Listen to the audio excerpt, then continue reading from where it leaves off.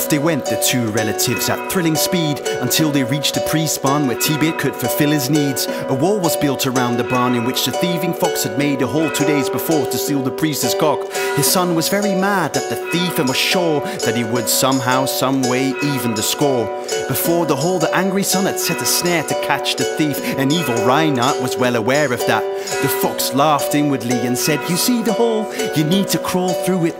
Then you'll surely reach your goal, dear nephew. Don't dawdle, hurry up and eat them all. The mice are waiting for you. Don't you hear their squeaky call?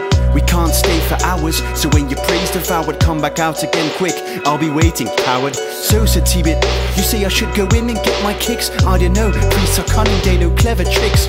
I don't really want to cross or aggravate a priest. Tybeert, you're such a coward of a cat, to say the least. What's caused this sudden change of heart and made you weak?" Hearing those remarks, Tybeert felt ashamed and leaped into the hole, where he became aware that he couldn't move cause his head was stuck in a snare. Tybeert panicked, he couldn't free himself but tried. The snare pulled even tighter and poor Tybeert cried.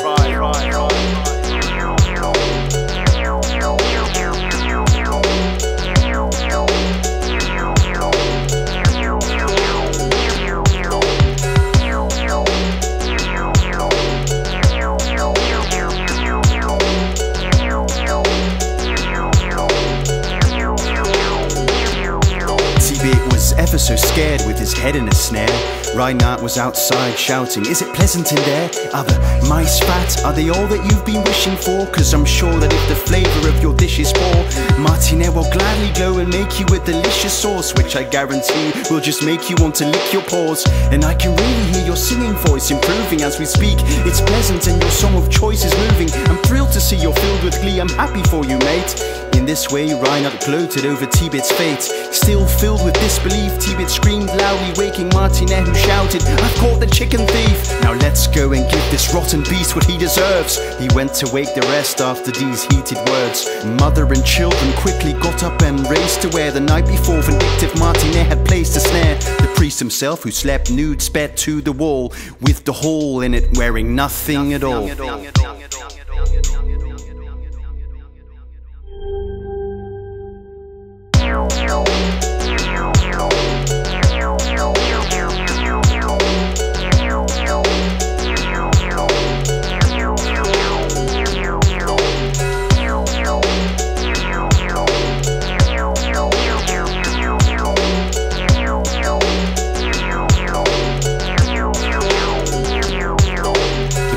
Was the first of them to step towards the cat. Then the awful chap started landing forceful smacks. He kept coming at Tybeert with the hardest blows, all the while going at it with his private part exposed. Martinet picked up a stone and threw it at the cat, which hit him hard. Tybeert lost an eye because of that.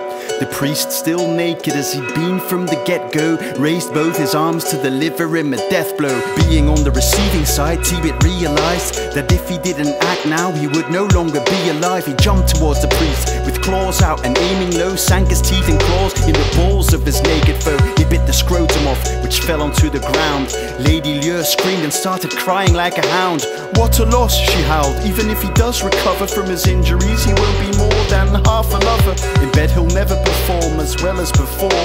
The idea for that snare was from the devil, I'm sure." Her shame and sorrow were most amusing to the cruel fox. Mockingly he said, "Your husband has a damaged toolbox. But rest assured that with less tools he'll try harder to pleasure you. Always remember, less is more." The priest, who witnessed the appalling act of his balls and sack falling to the floor, collapsed and all went black. His wife carried him to bed and Reynaerde disappeared. Tybeert was left behind in pain and mortal fear. He bit the cord in two. "I'm free at last," he thought. Then he crawled through the hole and